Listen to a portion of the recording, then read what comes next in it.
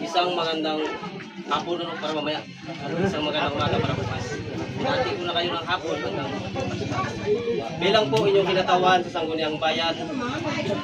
Ako po ay natutuwa na gaganapin po yung pagpili ng ating magiging mamumuno sa ating pamayanan. Pero ang hiling ko po, sana huwag naman pong madawit ang pangalan ko sa mga ganitong mga pagpupulong kasi alam ko yung mga nakaraan may na-issuehan ng lumra. Ako ang sinisisi, alam ko ng marami. Pero wala po akong kalamalam dyan. Kaya po taasan ko pong sinasabi sa inyo.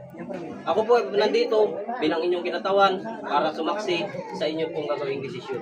Yun lamang po. At ang aking pong hiling, kung ano man po ang maging resulta, yun po ang ating respetuhin at huwag na pong gumamit ng kung sino-sinong pangalan na binunupulyon na ganito. Yun lamang po at magandang araw po.